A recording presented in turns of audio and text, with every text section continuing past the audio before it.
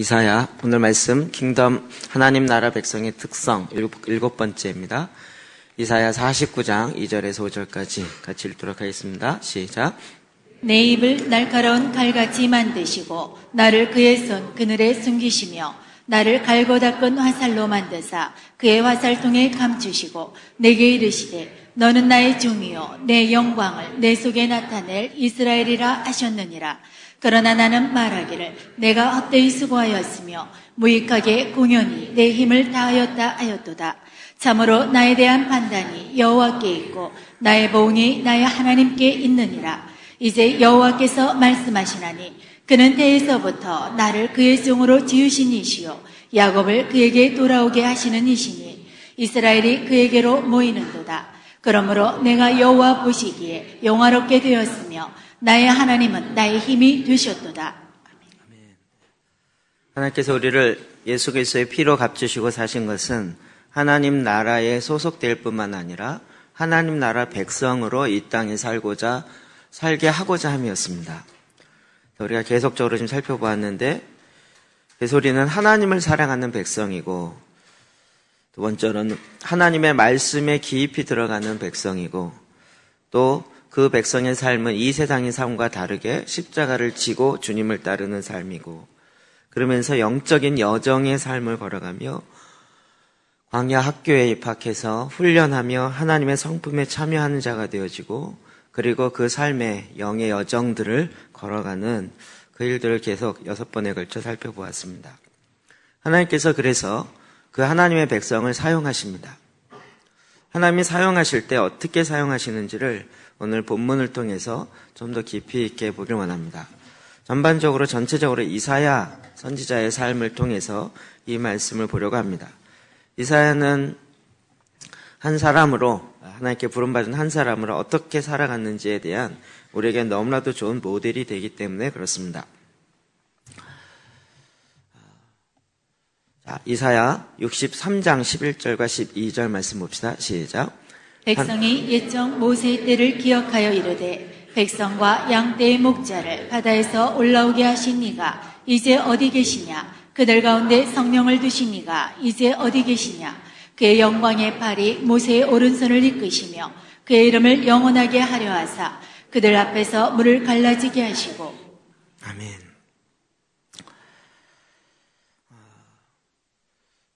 우리는 모세를 생각하면서 그냥 모세가 홍해를 가르고 이스라엘 백성을 출애굽시켰다 이렇게만 생각하지만 성경에 있는 모든 인물들, 모든 사건은 오늘 우리가 사는 우리의 삶의 샘플이 됩니다. 그렇기 때문에 모세의 삶을 보면서 모세와 같은 사람이 필요한 그때가 있는 거죠. 그때 이스라엘 백성들이 옛적 모세의 때를 기억해요. 그러면서 백성과 양떼의 목자를 바다 가운데 올라가게 하시니가 이제 어디 계시냐? 그들 가운데 성령을 두시니가 이제 어디 계시냐? 모세를 통하여 이스라엘 백성을 바다 가운데서 홍해를 건너서 올라오게 하신 그분이 어디 계시냐 하는 거죠. 12절에 보면 그의 영광이 하나님의 영광의 팔이 모세의 오른손을 이끄시며 그의 이름을 영원하게 하려 하시사 그들 앞에서 물을 갈라지게 하시고 하나님의 영광의 팔이 모세의 손, 그러니까 모세의 손이 영광스러운 것이 아니라 모세의 오른손을 이끌어서 홍해를 가리키게 하시고 그런 말미암아 그 물이 갈라지게 하신 그 하나님이 어디 있느냐라는 거죠. 왜 이 일을 찾습니까? 이 시대에 모세와 같은 자가 필요한 것입니다. 하나님의 사람은 하나님의 보낸 그 시점에 그 하나님의 뜻을 이루려고 하는 하나님의 백성으로 하나님의 목적을 이루는 것, 그것이 바로 하나님 나라의 백성인 것입니다. 그 일을 위해서 하나님 모세를 훈련하셨고 모세를 계속적으로 그 하나님의 목적을 이루기 위한 여러 가지 훈련들을 모세를 통해서 행했습니다. 참 재밌는 것은 모세의 이름 자체가 우리에게 주는 암시가 있습니다. 모세라는 이름 뜻이 뭐죠? 물에서 건진 자예요. 모세의 삶의 목적은 무엇이었을까요? 그렇겠죠? 물에서 건져내는 것입니다. 자기도 건져냄을 당했지만 그것 자체가 이미 그를 향한 하나님의 목적이 무엇인지를 알게 됩니다. 그래서 이스라엘 백성을 물에서 올라오게 하는 이 일을 모세는 감당해야 했던 것입니다. 하나님이 이렇게 하나님의 목적을 이루기 위해서 태어나면서부터 그를 훈련하고 그로 하여금 하나님의 목적을 이루는 하나님의 백성으로 만들어가고 계신다는 것입니다. 그래서 사실 지금도 저와 여러분을 향해서 우리가 이렇게 기도하는 거죠. 지금 이 시대에 모세와 같은 자를 보내주십시오. 이 이야기는 모세가 와야 된다는 이야기가 아니라 내가 이 땅에서 모세와 같은 그 삶을 살아가는 하나님의 백성으로 살아야 한다는 것을 의미합니다. 우리의 목적은 그렇게 하나님의 뜻을 이루는 것입니다. 요한복음 4장 34절 볼까요? 시작. 예수께서 이르시되 나의 양식은 나를 보내신 이의 뜻을 행하며 궤를 온전히 이루는 이것이니라. 요한복음 4장 사마리아 여인과의 대화에서 나오는 장면입니다. 물론 이 사건은 예수님께서 예루살렘으로 가는 길에 일반적으로 가는 유대인들이 가는 길로 가지 아니하고 사마리아로 갔던 것이죠. 그리고 양식이 없어서 제자들이 동네에 먹을 것을 가지러 갔던 그 사이에 사마리아 여인과 만났던 사건입니다. 이 사건 우리가 너무나도 잘 알고 있습니다. 그런데 이 사건이 있기까지는 예수님께서 그 당시에 갖고 있었던 편견들, 민족적 편견, 종교적 편견 이런 것을 뛰어넘어야만 했습니다. 첫 번째로 유대인들은 사마리아를 통과하지 않습니다. 그러나 사마리아를 통과하게 될 때 그의 리더십에 영향력이 미쳐질 수 있고 평가에 영향력이 미쳐질 수 있어요. 아니 유대인의 지도자면 어떻게 사마리아를 들어가? 그 사마리아 가운데 들어간다는 것 자체가 거룩하지 못하고 우리의 뜻, 하나님의 뜻을 모르는 거야 라고 얼마든지 얘기할 수 있어요. 왜요? 사마리아는 이미 혼혈아의 출신으로 이스라엘 백성들이 이방인보다 더 천하게 여겼기 때문에 그렇습니다. 그렇기 때문에 그것을 지나간다는 것 자체가 충분히 오해를 받을 수 있는 사건인 거죠. 게다가 여인에게 먼저 말을 겁니다. 요한복음 4장 한때 하도 많이 설교를 해서 여인에게 먼저 말을 건다. 여러분 이건 그냥 말을 걸었다 의미가 아니라고 그랬죠. 전문 용어로 작업에 들어갔다 이런 거라 그랬습니다. 그 당시에 남자가 여자에게 먼저 말을 거는 법이 없습니다. 여러분 그런 개인적인 윤리의 문제에 있어서까지도 충분히 오해받을 수 있는 그런 여건인데도 불구하고 예수님께서는 먼저 묻는 거죠. 이 여인이 놀랐습니다. 아니 어찌하여 유대인 남자가 나에게 말을 것입니까? 이건 그 당시에 정말 그 의미가 무엇을 얘기하는지는 누구도 금방 알 수 있는 사건인 거죠. 그래서 예수님이 그에게 다가서 얘기하시고 내가 너에게 주는 물을 마시는 자는 영원토록 목마르지 않을 것이다. 그런 물 있으면 나에게 주십시오. 남편을 데려와라. 남편이 없습니다. 5이나 있었지만 지금 있는 남편은 내 남편이 아니다. 이 대화의 진행 자체가 굉장히 드라마틱할 뿐만 아니라 그 가운데 있는 하나님의 뭘 원하시는지를 계속 예수님은 하나님의 뜻에 집중하고 있는 거죠. 그래서 이 여인이 갖고 있는 속에 정말 궁금한 것뿐만 아니라 그 영의 갈증을 묻는 거죠. 나 정말 하나님을 예배하고 싶은데 어디에서 예배를 해야 되겠습니까? 사마리아에 있는 사마리아인들이 드려지는 예배는 에벨산과 그리심산 거기서 예배를 드리고 유대인들은 예루살렘에서 예배를 드리라 그러는데 어디서 예배를 드립니까? 여러분은 어디서 드려야 됩니까? 라는 질문보다는 그의 마음의 갈망 가운데 나는 정말 하나님을 진정으로 예배하고 싶습니다. 진정으로 예배하려면 어떻게 해야 됩니까? 라는 질문이죠. 그때 주님 뭐라고 대답하시죠? 하나님께 진정으로 예배하는 때가 오는데 그때는 영과 진리로. 뭐죠? 영은 스피릿입니다. 하나님의 성령으로 예배드리는 것과 진리로 더 트루스입니다. 하나님의 그 말씀. 그러니까 말씀으로만 예배 드리는 것도 아니고 영으로만 예배 드리는 것도 아니고 영과 진리로 예배 드리는 그때가 온다는 거예요. 그때 사마리아인이 의외의 대답을 하죠. 나도 알고 있습니다. 메시아가 오면 그런 일이 일어나는 줄을 나도 알고 있습니다. 그때 예수님께서 내가 바로 그러라 얘기합니다. 제가 이 본문을 다시 묵상하면서 와, 예수님께서 본인이 메시아라는 것을 성경 전반에 걸쳐서 처음으로 얘기한, 선포한, 웬만한 곳에는 내가 메시아인 걸 드러내지 못하도록 계속 말리고 사단의 입을, 귀신의 입을 막게 하셨던 그분이 이 여인 앞에 내가 그러라, 내가 메시아다. 이 여인의 마음속에 그 메시아를 향한 갈망이 드디어 완전히 채워진 거죠.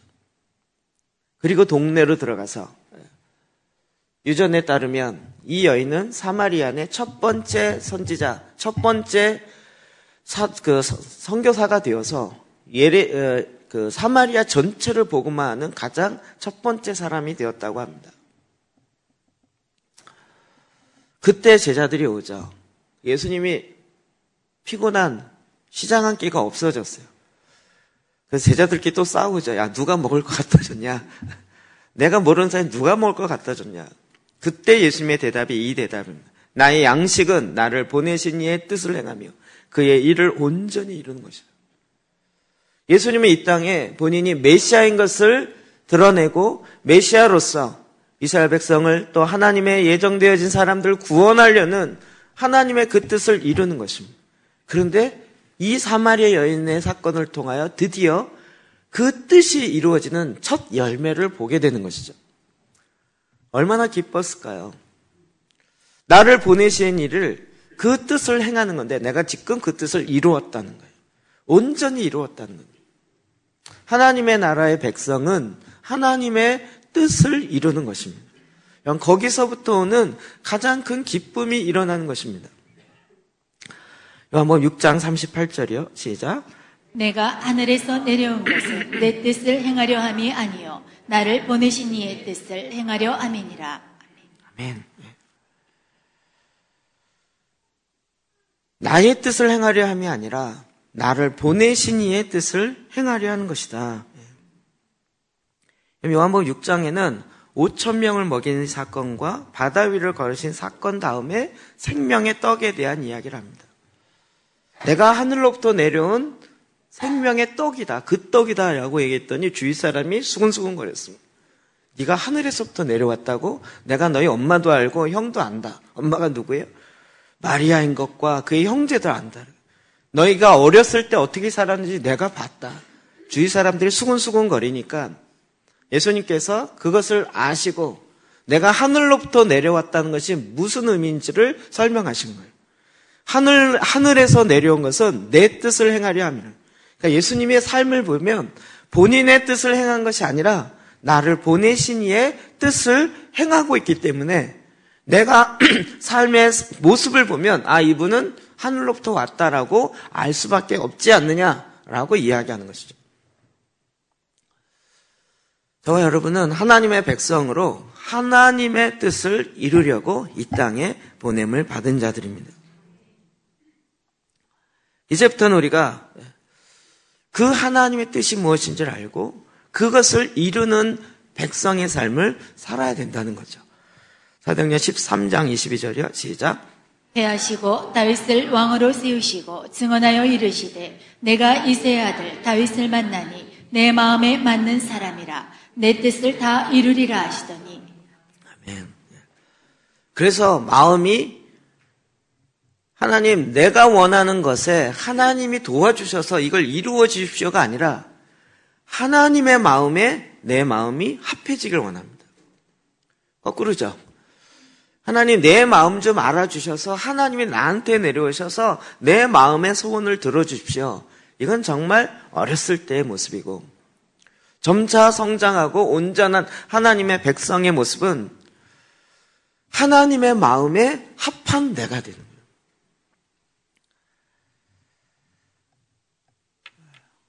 요즘에 한국의 정세들이 많이 어렵습니다. 또다시 북한의 선제 포격, 공격과 심지어는 이제 전쟁이 일어날 것에 대한 이야기들이 많이 있습니다. 저희가 이 일을 위해서 이제 기도하기로 하고, 저도 계속 기도하는데, 기도하면 할수록, 하나님, 전쟁이 일어나지 않거나, 이런 일이 이루어지게 하십시오. 라고 하는 기도가 아니라, 하나님, 이 나라를 향한 하나님의 뜻이 이루어지길 원합니다. 한국 교회가 다시 기도하는 교회로 하나님의 나라와 하나님의 의를 구하는 백성으로 서야 되는데, 이 뜻은 반드시 이루어집니다. 그런데 이 뜻이 어떻게 이루어지느냐는 것은 우리가 하기 나름입니다. 제가 기도하면서 반농담 반진담인데요. 그 뜻이 이루어지는 가장 빠른 길은 뭘까요? 폭탄이 한두 발 떨어지는 걸까 아닐까 생각이 자꾸 듭니다. 한두 발 떨어지면 제가 모르긴 해도 거의 교회 오지 말라 그래도 다 교회 와서 기도하고 있을 것 같아요. 주님 살려주십시오.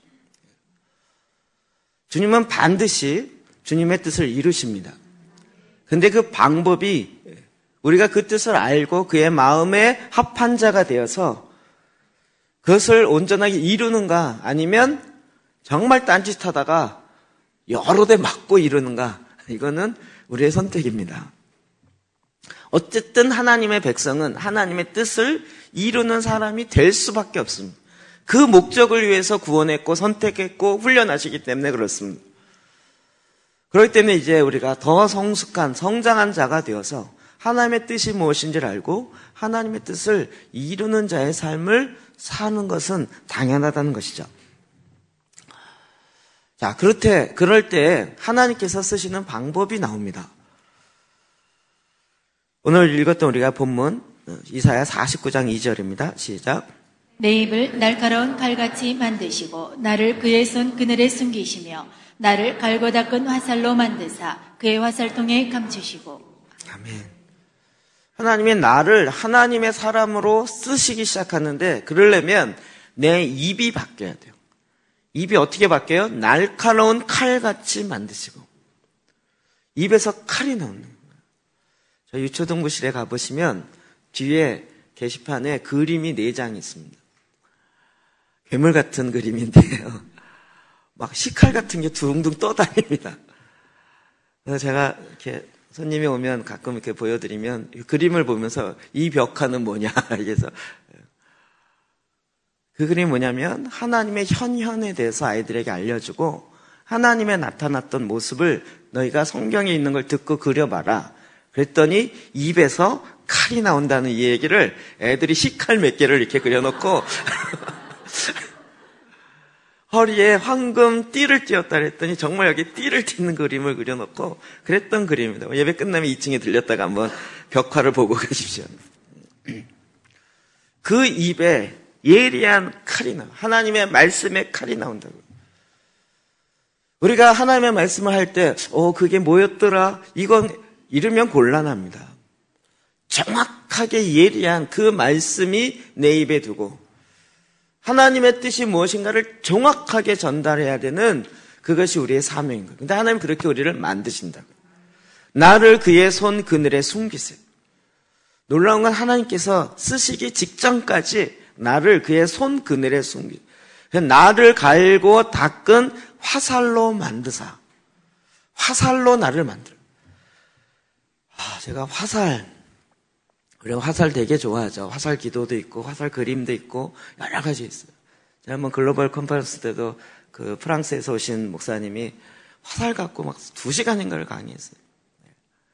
화살 끝에 그 화살촉 예리하게 위해서 계속 깎아냅니다. 그것이 사람을 관통하고 말을 관통할 수 있을 정도로. 그게 뭉툭해서 딱 맞았는데 툭 하고 떨어지면 곤란하잖아요. 꽂혀서 완전히 관통할 수 있도록 예리하게 계속 갈고 닦아요. 또 대는 어떻죠? 대는 똑바로 해야 돼요. 대가 이게 휘어져 있으면 화살 쏘면 휘잉 돌아요. 그러니까 대는 똑바로 해야 돼요. 똑바르게 하기 위해서 계속 휘어진 부분을 다시 피고 다시 딱 고정시키고 막 몇 달 동안 묶어놓고 이래가면서 그래서 정말 빛나는 화살을 만듭니다. 화살을 만들면 그 다음엔 화살을 막 들고 나갈 줄 아는데 그렇지 않고요. 어디다 꽂아요? 화살통에 이 어마어마한 화살이 있다는 걸 다 감추세요. 누가요? 하나님이요. 하나님이 저와 여러분을 그렇게 쓰신다는 거 이해하시나요? 우리는 하나님이 꽉 세상에서 성공한 자로 높이 들어서 갖고 막 이렇게 쓸 거라고 생각하는데 갑자기 막 묶어놓고 계속 달구시더니 보이지도 않는 화살통에 꾹 넣어가지고 이게 언제 나올지 모르는 거예요. 벌써 화살통에 있는지 10년이 지나고 20년이 지났는데도 이게 아직 언제 써요? 그리고 쓰임 받는데 딱 한 번이요. 정확하게. 근데 만약에 빗 맞았으면 끝. 끝. 근데 하나님께서 우리를 정말 그의 손 그늘에 숨기셔서 나를 갈고 닦은 화살로 만드세요. 저는 이 의미가 이제 뭔지 아시겠죠? 하나님이 딱 쓰시기에 적합하게 우리의 화살로 숨겨놓은 감춰진 화살로 만드세요. 제가 원하건대 너무 빨리 쓰임받는 거 별로 좋은 거 아닌 것 같아요. 일찍 쓰임받는. 하나님께서 정말 더 오래될수록 묵은 기름칠수록 맛있는 것처럼 오래될수록이요. 정말 마광의 이 가른 화살과 같이 그렇게 쓰인다는 거죠. 그런데 그 화살 하나가 적의 대장의 심장을 관통하게 쓰는 거예요. 그 화살이 적의 그 성을 불질러버리는 불화살로 쓰기도 하고요. 그런데 그렇게 되어지기까지 하나님이 우리를 숨겨놓으세요. 근데 이 숨겨놓는 이 순간이 사실은 힘들어요. 지난주에 봤던 요셉이요. 40장 23절 시작. 술 맡은 관원장이 요셉을 기억하지 못하고 그를 잊었더라. 그게 꿈을 해몽해줬어요. 그래서 그가 복원됐어요. 그런데 자기를 잊어요. 여러분 정말 잊혀지는 것만큼 두려운 게 없습니다. 제가 뭐 은둔이라고 해서 은둔이라고 말할 수도 없을 정도로 그냥 짧게 했던데요. 한 하루 지나니까요. 갑자기 핸드폰 보고 10년 동안 전화 안 한 사람도 전화를 좀 해볼까 이 생각이 자꾸 들어요. 그 속에 있는데 근데 아무도 전화도 안 오고 전화 안 온 지 하루가 넘어가니까 갑자기 불안해지면서 사람이 다 날 잊어버린 거 아니야? 막 이런 생각이 드는 거예요. 그래서 그게 아니라는 걸 확인하고 싶어갖고 전화하기를 이렇게 들어보면서 얘가 날 기억하고 있을까? 이러면서 괜히 전화하고 싶고 막 이런 마음이 속에서 일어나는. 하나님 우리를 연단하시고 하나님의 사람으로 하나님의 때에 딱 쓰시기 위해서 숨겨놓은 화살통에 숨겨놓은 그런 사랑과 같이 그 때를 두시는 거예요. 그동안 우리는 하나님 앞에 더 많이 훈련돼요. 여러분 4절에 보면 이렇게 나와 있습니다. 시작. 그러나 나는 말하기를 내가 헛되이 수고하였으며 무익하게 공연히 내 힘을 다하였다 하였도다. 참으로 나에 대한 판단이 여호와께 있고 나의 보응이 나의 하나님께 있느니라. 아멘. 예. 헛되이 수고하였으며 무익하게 공연히 내 힘을 다하였도다 하였도다. 여러분 그 화살통에 있으면서요. 그냥 내가 옛날에 다 이게 헛것이었구나. 그 안에서 정말 그의 마음이 연단되기 시작해요. 그러면서 마음에 가장 중요한 것 한 가지를 훈련돼서 그 마음에 만들어지는데 이게 뭐냐면 나에 대한 판단이 여호와께 있고 나의 보응이 나의 하나님께 있느니라. 나에 대한 판단은 세상의 판단이나 무슨 아버지의 판단이야 이런 데 있지 아니하고요. 오직 하나님께 있어요. 왜 저 말에 우리 간증에 너무나도 공감이 되냐면 저희 집안은 완전히 저 분위기였거든요.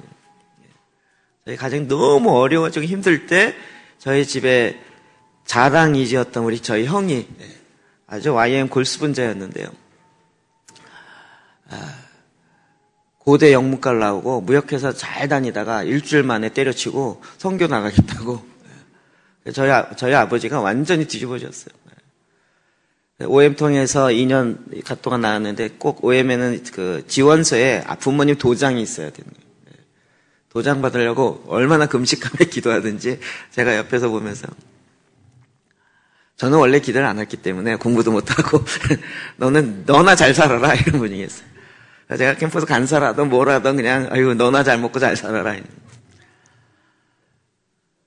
저희 집안에 아들이 둘이 있는데 하나는 선교사고 하나 목사 된다니까 저희 처형이래 죄송합니다. 매형이 하여튼 명절만 만나면 1시마다 2시 뭐하냐 이제 아버지는 저렇게 힘들어서 빚에 쪄들어 있는데 도대체 너는 뭐하냐 이러면서 얼마나 무시하고 얼마나 그러던지 저희 아버지도 그렇고요.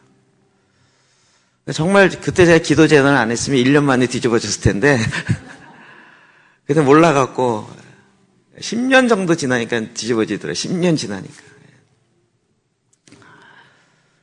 그런데 정말 그런 얘기 들을 때마다 자꾸 공연히 내 힘을 다하였도다. 내가 이거 뭐 하고 있는지 속에서 그 생각이 자꾸 올라와요.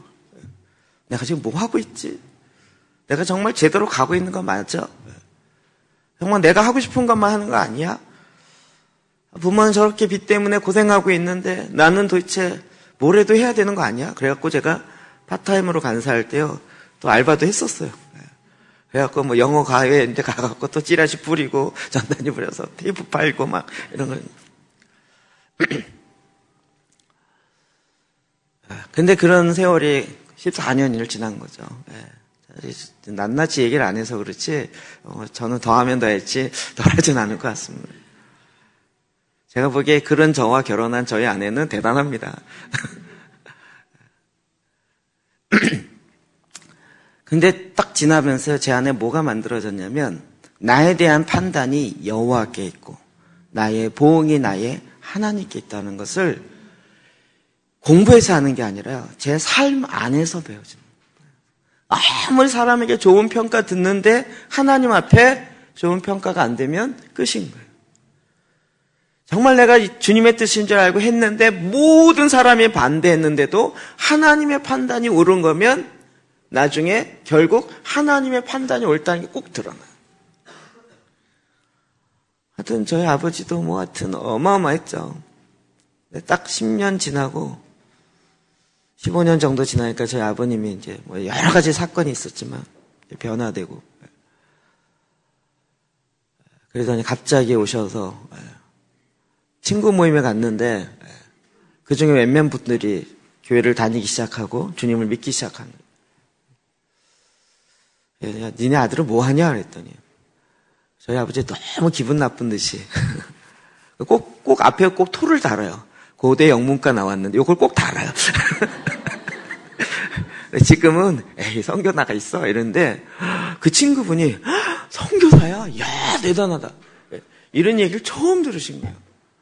그전에는 돈도 못 벌고 오히려 뭐 돈을 가져가고 이게 뭐 이상한 말도 안 되는 애들이네 이러다가 갑자기 친구 모임에 갔다가요.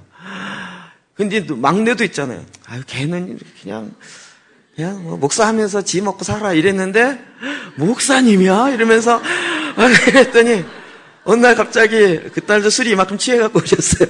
갑자기 기분이 업되셔가지고 친구 모임에서 자식으로 인해서 하나도 자랑거리가 없었는데 어느 날 갑자기 그런 얘기를 평가를 받고 나니 갑자기 이분이 마음이 바뀌셔가지고요. 15년인가 지난 다음에 나의 보응은 나의 하나님께 있습니다. 그 당장에는 아무 보응이 없는 것 같지만 하나님께서 다 기억하십니다. 49장 5절이요. 시작. 이제 여호와께서 말씀하시나니 그는 태에서부터 나를 그의 종으로 지으신 이시요 야곱을 그에게로 돌아오게 하시는 이시니 이스라엘이 그에게로 모이는도다. 그러므로 내가 여호와 보시기에 영화롭게 되었으며 나의 하나님은 나의 힘이 되셨도다. 하나님께서 그를 택해 태에서부터 나를 그의 종으로 지으신 이시요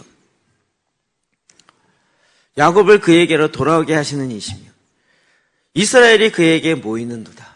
정말 놀랍게 이스라엘이 그에게 모이게 만드는 하나님의 역사의 일을 이루는 거죠. 그래서 내가 여호와 보시기에 영화롭게 되었으며 나의 하나님은 나의 힘이 되셨도다라는 고백을 나로 하여금 하게 하세요. 우리는 생각하기를 하나님을 믿으면 이 세상에 갑자기 잘 돼서 축복받아가지고 와 하나님께 영광 이러는 줄 아는데 대부분 그렇지 않고요. 정말 광야의 학교에 수많은 사건과 시간을 지나면서 우리 안에 하나님은 나의 힘이 되셨도다라는 그 성품을 만들어내십니다. 이게요, 그냥 은혜 받았다고 되는 고백이 아니에요. 그 삶의 현장에서 정말 뼈가 녹는 듯한 고난을 경험해야 나올 수 있는 그 마음 중심에서 나올 수 있는 고백이에요. 우리가 얼마나 많이 하나님을 위해서 내 스스로 열매를 맺으려고 했는지 모릅니다. 지난 금요일날도 제가 계속 기도하면서 계속 회개가 나옵니다. 가지가 줄기에 붙어있지 않으면 열매를 맺을 수 없는데 우리가 주님을 위해서 열매를 맺어보겠다고 내 경험 사용해보고 내 지식 사용해보고 내가 아는 인맥 사용해보고 내가 할 줄 아는 것을 통해서 하나님께 영광 돌려보겠다고 하나님의 방법은 다 제껴놓고 그냥 이 생명이신 예수 그리스도를 통하지 않고는 나의 힘이 되신 하나님을 의지하지 않고는 하나님이 기뻐하신 열매를 맺을 수가 없는데도 불구하고 그냥 그 방법 하나까지 오죽 훈련을 많이 받으면 정말 하나님이 모든 문제를 해결할 때까지 기다리셔야 돼요.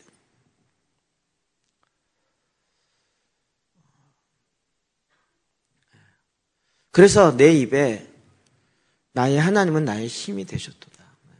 어제도 국가를 위해서 기도하자라는 목사님을 만나서 한 3시간을 이야기를 했어요.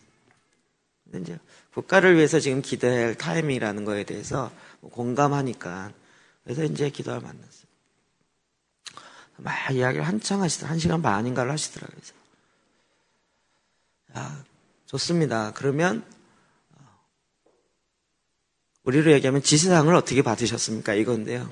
그 일을 위해서 하나님이 어떻게 하라고 말씀하셨나요? 그랬더니 하나님이 국가를 위해서 기도하라고 말씀하셨어요. 그거 알겠는데요. 그 다음에는 어떻게 기도하라고 말씀하셨나요? 그랬더니 열심히 기도해야죠. 그래서 제가 그쵸. 하나님이 여리고성을 정복하라. 하나님 말씀 맞죠. 그런데 하나님의 말씀은 그때부터 멈춰야 되는 거예요. 하나님 여리고성을 어떻게 정복해야 될까요? 하나님 원하시는 방법은 뭔가요? 근데 하나님이 여리고성을 정복하고 가나안 땅을 차지하라고 언약을 주었다 그러면서 그 언약 믿고 그냥 믿음으로 나간다고 나가면서 여리고를 돌아. 어떻게 돌까요? 백성이 그랬더니 빨리 돌아. 그냥 마음하고 돌아. 뛰어돌아. 이렇게 얘기하면 곤란한 거는. 하나님 말씀한 건 맞는데 어떻게 도느냐는 하나님의 방법까지도 끝까지 하나님께 들어야 되는 거죠. 이해되시죠? 어떻게 돌아요? 앞에는 제사장이 들고 나팔을 불면서 침묵하면서 돌아야 되는 거예요. 이게 하나님의 방법입니다. 근데 내 열심 갖고 하나님 한 바퀴 돌려고 그랬는데 묻지도 않고 나는 2바퀴 돌겠습니다. 하나님 3바퀴 돌면 더 낫지 않을까요? 그래서 자기 마음대로 막 3바퀴 4바퀴를 내가 주를 위해서 열심히 헉헉거리면서 돌았습니다. 주님, 이게 지성이면 감천이지 하나님이 나의 힘이란 얘기가 아니라는 거예요. 철저하게 하나님의 말씀 앞에 딱 멈춰서서. 왜 하나님이 우리를 화살통에 감춰요? 정말 자기를 의지하지 아니하고 하나님만 의지하도록 계속적으로 훈련하는 이 일을 우리에게 만들어 가시는 거죠. 뿐만 아닙니다. 그와 같은 자들에게 하나님께서 예비하시고 준비하시는 일들이 너무 많습니다. 이사야 59장 21절이요. 시작. 여호와께서 이르시되 내가 그들과 세운 나의 언약이 이러하니 곧 내 위에 있는 나의 영과 내 입에 둔 나의 말이 이제부터 영원하도록 내 입에서와 내 후손의 입에서와 내 후손의 후손의 입에서 떠나지 아니하리라 하시니라. 아멘. 여호와의 말씀이니라. 아멘. 하나님의 언약이 이러한데 나의 영과 내 입에 둔 나의 말이 이제부터 영원토록 내 입과 내 후손에게, 그러니까 하나님의 말씀이 내 입에, 내 후손의 입에 두어서 하나님의 말씀이 계속적으로 나가야 되는 거죠. 제가 사사기 이렇게 보면서 이제 너무 좀 이렇게 원리와 하나님의 일하시는 걸 알게 되니까 너무 이렇게 어떤 면에서 쉬워요. 사사가 되려면 어떻게 돼요? 나라가 지금 자꾸 블렛에 의해서 점령당하고 암몬에 의해서 점령당해요. 그래서 막 노예로 또 살아요. 이런 상황일 때 어떻게 해야 돼요? 사사가 일어나야 되잖아요. 모세와 같은 자가 일어나야 되잖아요. 어떻게 하면 사사가 돼요? 여호와의 영이 임하면 되는 거예요.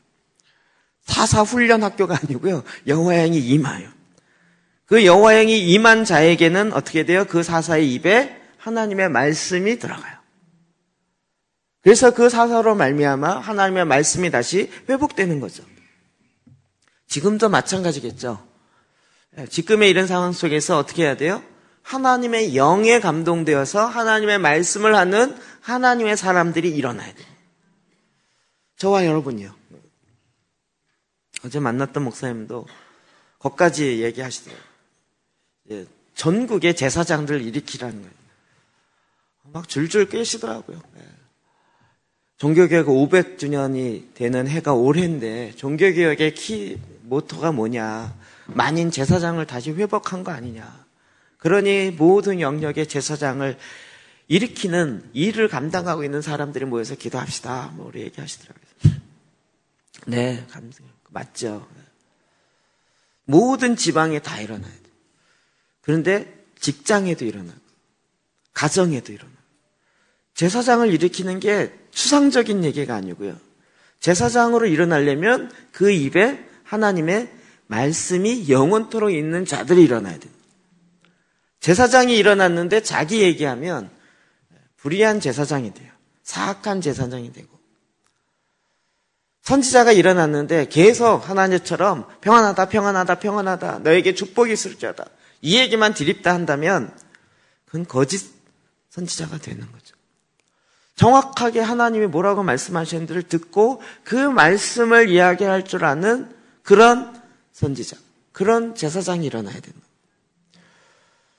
그냥 나는 제사장입니다라고 일어날 자가 아니고 정말 하나님의 말씀 앞에 서서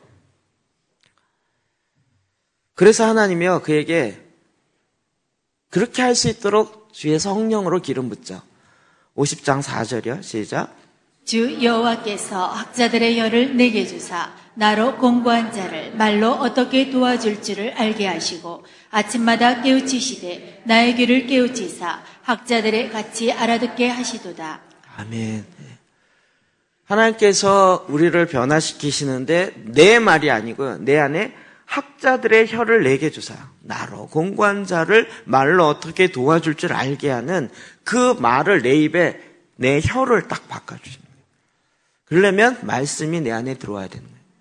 하나님의 말씀을 듣는데 이게 딱 깨달아지고 이해가 되어지도록 내 귀를 깨우쳐서 학자들 같이 알아듣게요. 이번 주에 돌이켜보니까 매일 한 사람씩 만났더라고요. 수요일날 밤에 신한산대학 교수 하시는 목사님 만났는데 그분은 제가 만나서 한 30분 얘기했는 줄 알았는데 3시간을 얘기했더라고요.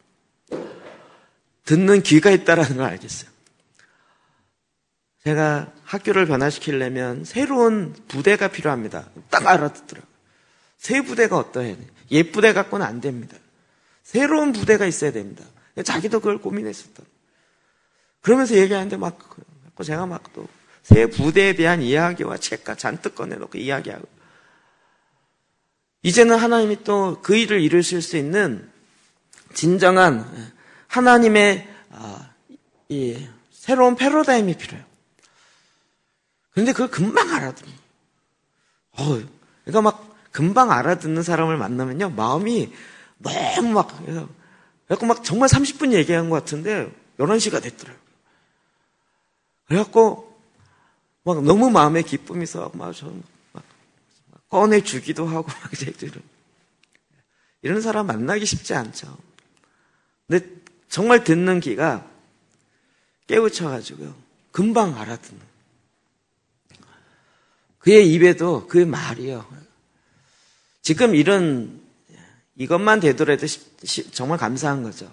이 어려운 시대에 하나님 전쟁이 일어나지 않도록 기도합시다. 이렇게 하면 골치 아파요. 그러면 제가 가서 그게 아니고요. 지금 하나님이 정말 원하시는 것은 이 나라를 향한 하나님의 뜻이 다시 온전히 회복되는 건데 그러려면 제사장이 일어나야 됩니다.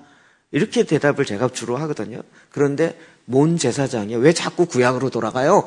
이런 얘기를 딱 들으면 가슴이 답답해지면서 이제 빨리 짐을 싸고 고마 만나야겠다. 이 생각이 덜렁 드는 거죠. 근데 하나님이 뭘 원하시는지 딱 학자의 혀를 주시고 학자의 귀를 들어요. 여러분, 우리 보혈 기도하고 각지 지체에 많은 보혈에 능력하면서 계속 아는 거죠. 하나님이 뭘 원하시는지. 이게 사람의 머리로 이해되지 않아요. 근데 하나님께서 그에게 기름을 부으세요. 어노인팅, 성령의 기름을 부으신다고요. 이사야 61장 1절 시작. 주 여호와의 영이 내게 내리셨으니 이는 여호와께서 내게 기름을 부으사 가난한 자에게 아름다운 소식을 전하게 하려 하심이라. 나를 보내사 마음이 상한 자를 고치며 포로된 자에게 자유를, 갇힌 자에게 노임을 선포하며. 지금 한국은 막 전쟁 때문에 막 또 난리예요. 근데 제가 보기에는 그 다음에 2절은 이거죠. 여호와의 은혜와 우리 하나님의 보복의 날을 선포하여 모든 슬픈 자를 위로하되 무릇 시온에서 슬퍼하는 자에게 화관을 주어 그 죄를 대신하여 기쁨의 기름으로 그 슬픔을 대신하여 찬송의 옷으로 그 근심을 대신하고. 그럼 저는 개인적으로 계속 아까도 얘기했지만 하나님 보복의 날을 선포해요. 하나님 북한의 성도들의 기도에 그 응답을 이루십시오. 하나님 그들의 70년 동안 주님 앞에 했던 그 기도에 보복의 날을 선포해서 하나님 이제 자유를 이루십시오. 오히려 하나님의 백성들이 이래야 되지 않을까요? 혹시 미사일 하나 떨어지면 내 재산에 어떻게 될까 봐 덜덜덜 떨면서 제발 이게 아니고요. 내가 먹고 사는 게 힘들어질까 봐가 아니고요. 하나님의 뜻을 이루십시오. 이루실 때가 이제 됐습니다. 내가 이익 보느냐 손해 보느냐 이게 중요한 게 아니고 손해를 보지만 하나님의 뜻이 이루어진다면 나는 감사함으로 손해를 보겠습니다. 이거잖아요. 이건 사람의 힘으로 안 돼요. 인간의 육체의 욕망을 사람의 힘으로 제어가 안 돼요. 오직 성령의 소욕을 쫓아갈 때 가능해요. 성령의 기름 부으심으로 성령께서 나에게 기름 부음은 직임과 관련됐죠. 사역과 관련됐다고 그랬습니다. 그래서 하나님 주시는 그 목적을 향하여 달려갈 때 이건 내가 깨닫는 것이 아니라 하나님이 깨닫게 하시고 하나님이 그 말을 내 입에 두셔서 나로 하여금 하게 하시는 거죠. 49장 3절이요. 본문 3절입니다. 시작. 내게 이르시되 너는 나의 종이요 내 영광을 내 속에 나타낼 이스라엘이라 하셨느니라. 하나님이 그렇게 화살동에 감춰졌던 화살들을 드디어 하나님의 그 목적에 딱 꺼내셔서 쓰세요. 너는 나의 종이요 내 영광을 내 속에 나타낼 내 백성 나의 백성 이스라엘이다 라고 하신다고요. 우리가 그냥 신분상 하나님의 백성입니다. 여기서 끝나는 것이 아니라 하나님의 백성이면 하나님의 백성의 열매가 나타나는 그 삶을 살아야 되는 거잖아요. 하나님이 그 때를 정하시고 하나님께서 딱 그 타이밍에 화살통에서 나를 꺼내세요. 꺼냈는데 아직도 휘어져 있으면 골치 아픈 거죠. 아직도 마음의 상처 때문에 하나님 원하신 거나 못해요, 뭐 이래서 못해요, 저래서 뭐 그러면 골치 아픈 거예요. 딱 꺼냈더니 주여 드디어 나를 쓰시는군요. 드디어 나를 잡으셨군요. 주님, 내가 바위라도 뚫겠습니다. 여호와는 나의 힘이시오. 나를 쏘십시오. 이렇게 가야 되지. 이제 나는 끝이네. 이렇게 되고 이러면 곤란한 거죠. 56장 3절이요. 시작. 여호와께 연합한 이방인은 말하기를 여호와께서 나를 그의 백성 중에서 반드시 갈라내시리라 하지 말며 고자도 말하기를 나는 마른 나무라 하지 말라. 연합한 이방인들은 이제는 하나님이 이스라엘 백성뿐만 아니라 이방인까지도 하나님의 이스라엘 백성 안으로 들어왔어요.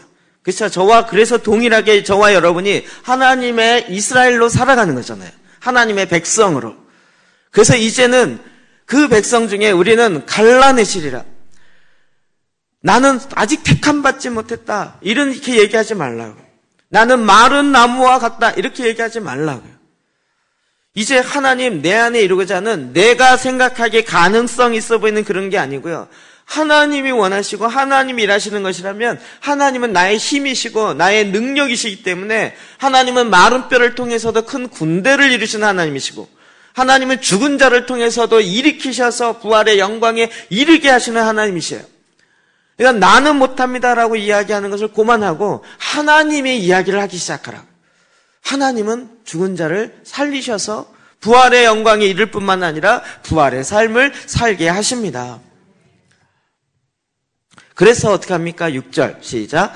그가 이르시되 내가 나의 종이 되어 야곱의 지파들을 일으키며 이스라엘 중에 보존된 자를 돌아오게 할 것은 매우 쉬운 일이라. 내가 또 너를 이방의 빛으로 삼아 나의 구원을 베풀어서 땅끝까지 이르게 하리라. 아멘. 이제 우리를 어떻게 해요? 이방의 빛으로 삼겠다는 거예요. 하나님이 그렇게 오랫동안 우리를 훈련하셨을 때 그냥 두지 아니하시고 이제 이방의 모든 열방 가운데 빛으로 삼으세요. 그래서 나의 구원을 베풀어 땅끝까지 이르게 하시리라. 제가 지난주 오후 예배에 말씀을 전해준 선교사님이 소개한 책을 살라 그랬더니 품절이 돼서 없더라고요. 아무리 찾아도 없어요. 그래갖고 중고방 찾았더니 있더라고요. 중고책을 하나 사가지고 표지를 봤어요. 우크라이나에 있었던 오렌지 혁명에 대한 이야기. 근데 딱 그거 읽으면서 마음에 이분 나랑 똑같다 이 생각이 딱 들었어요. 우크라이나에서 이슬람 국가에서 교회를 흑인 목사님이 백인을 대상으로 그 교회는 99%가 백인이에요. 목회를 하니까 쉽지 않은 거예요. 계속 박해가 일어나는데 하나님께 기도했더니 진짜 길로 나가라는 거예요. 시청으로 나가라. 거기서 나가면요 이슬람에서 난리를 치겠죠. 그런데도 나가라. 그 말씀 앞에 순종했어요. 그러면서 그게 하나님 주셨던 말씀을 딱 쓰기 시작하는데 제 얘기하고 너무 다 같은 거예요. 교회는 교회를 위해서 있지 않습니다. 교회는 하나님의 나라가 아닙니다. 교회는 하나님의 나라를 이루는 베이스 기지이지 하나님의 나라가 아닙니다. 대부분의 사람들이 교회에서 교회 일을 한 것을 하나님의 나라 일을 다 했다라고 생각하고 세상은 세상 나가서 세상 일 한다고 생각하는데 하나님은 그걸 원하시는 게 아니고 세상 가운데 하나님의 나라가 임하도록 교회를 부르셨다고. 하나님 우리를 부르심은 무엇을 위한 것이에요? 세상을 변화시키기 위한 거라는 거예요. 그래서 세상으로 나가야 된다고요. 우리에게 은사를 주었는데 교회를 부흥시키라고 은사를 준 게 아니고 이 세상에 나아가서 하나님 주시는 슈퍼내추럴한 은사를 가지고 이 세상을 섬기라고요. 교회 부흥을 위해서 병 고치고 예언하고 이 차원이 아니고 그걸 훨씬 뛰어넘어서 제가 읽는데 이번 나랑 똑같네 그냥. 그게 이렇게 구구절절이에요. 그러니까 너무나도 우리는 교회 틀 안에 있어가지고 하나님이 기도했는데 나가서 데모하라 그랬대요. 여러분 그 응답을 하나님의 응답으로 받으시겠습니까? 사탄아 물러가라 그러시는 거예요. 더 이상 예배당도 안 보내주고 얻으려고 그래도 교회는 못 얻게 하고 땅도 못 사고 그래갖고 시청 앞에 나가서 데모하기 시작했는데 그게 우크라이나의 국가를 트랜스포메이션 시키는 계기가 되어서 하나님이 그렇게 사용하십니다. 하나님이 저와 여러분을 이 세상에 이방의 빛으로 삼기를 원하세요. 하나님의 백성을. 여러분 마찬가지입니다. 여러분 모두를 그렇게 쓰길 원하십니다. 이것도 지난번 제가 계속 얘기했는데 화요일 날이요.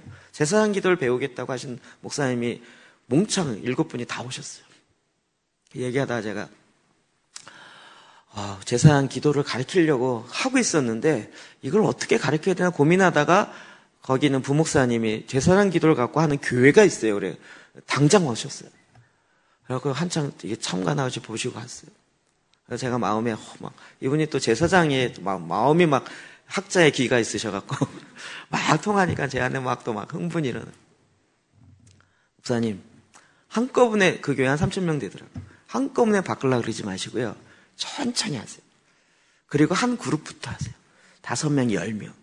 그리고 그 그룹에 하나님 말씀으로 기도할 수 있도록 가르칠 수 있는 선생님이 필요한데 필요하시면 얘기하세요. 제가 우리 교회 성도 보내드릴게요. 이랬어요. 저 옆에 있던 리더가 목사님 진짜 보내실 거예요. 그러더라고요. 아주 보내진 않고요. 3개월이요. 가서 중보기도 팀을 하나님의 말씀으로 제사한 기도를 어떻게 하는지를 가르쳐줘요. 그러니까 처음부터 하려면 이게 2, 3년 걸리잖아요. 우리가 3, 4년 걸렸잖아요. 그 시행착오를 또 할 필요가 없죠. 이제는 그냥 이미 딱 되어진 사람이 가서 3개월이면 웬만큼 하면 세울 것 같아요. 그렇게 해서 한 5명, 10명 세우면 그들에 의해서 퍽퍽 퍼져가면 그게 빠른 거죠. 그래서 저희가 이렇게 가서 도와줄 수 있는 사람, 준비된 사람들이 있으니까 원하시면, 목사님 그러지 마시고요. 목사님이 와서 강의를 해주시면 좋겠다. 목사님, 강의보다요, 실제로 가서 같이 하는 게 제일 좋습니다. 그랬더니, 예, 하여튼 기도해 보겠습니다. 이러고 가셨어요. 저는 제가 안 가고요. 여러분 보내고 싶습니다. 여러분을 이방의 빛으로 삼아서 나의 구원을 베풀어 땅끝까지 이르게 할 것입니다. 교회는 목적이 이거잖아요. 교회를 많이 모이게 하는 게 목적이 아니고 세상에 이방의 빛으로 퍼져가게 하는 거잖아요. 여러분 모두가 다 세상 끝까지 가서 거기에 빛으로 하나님의 말씀을 입에 둔 자들로 이렇게 살고 이렇게 기도하는 거라고 이야기하고 알려주는 그 사람이 돼야 하는 거죠. 하나님은 지금 정말 시원하게 일을 하시죠. 정말 계속 행하십니다. 그래서 49장 11절 시작. 내가 나의 모든 산을 길로 삼고 나의 대로를 두드리니 어떤 사람은 먼 곳에서 어떤 사람은 북쪽과 서쪽에서 어떤 사람은 시님 땅에서 오리라. 아멘. 하나님이 그 일을 할 수 있도록 대로를 준비하시겠다는 거예요. 모든 산을 길로 삼고 모든 대로를 도둑겠다는 거예요. 계속 일하는 거예요. 이제 드디어 대로로 나갑시다. 길로 나가서 여러분, 저 혼자 안 가고요. 같이 가서, 여러분도 가서 간증도 하시고, 또 제사기도도 같이 하시고. 모든 산을 길로 삼아요. 진짜로 그러더라고요. 그래서 저는 이 말씀 이해하면서, 그렇구나. 하나님이 저에게 희한하게요. 희한하게 일본에서도 한 번 오시고, 멀리서 미국에서도 오시고, 가끔가다 이런 분이 많아요. 이게 왜 이렇게 되지? 굉장히 좀 부담되고. 이 말씀 통해서 제가 이해가 됐어요. 화살통에 감춰졌던 화살이 준비가 다 되면 주님께서 거의 자동처럼 쏘실 것 같아요. 쫙쫙 쏘는 거예요. 얘는 일본으로 쫙, 얘는 중국으로 쫙 쏘시는 거예요. 얘는 어디로 쫙 쏘시는 거예요. 아멘을 아무도 안 하시네요. 근데 하나님이 그것을 쫙 갈 수 있도록 대로를 돋우신다고. 사실 수쿨 때면 너무 바쁜데 3월 셋째 주에 일본의 목사님들이 이 지금 말씀 기도와 또 이렇게 하는 등대교회는 어떻게 해야 되는지를 좀 구체적으로 배우고 원한다 그래서 목사님들이 모여 있으니까 와서 강의를 좀 해달라 그래서 제가 그 스쿨 주간이라 이게 좀 바빠서 못합니다 그랬는데 기도하는데 마음에 자꾸 부담이 생겨서 조정하고 가기로 했어요. 여러분, 저는 이게요 자랑이 아니고요. 제가 뭘 잘해서가 아니고 이 말씀 보고 알았어요. 모든 산을 길로 삼으셨어요.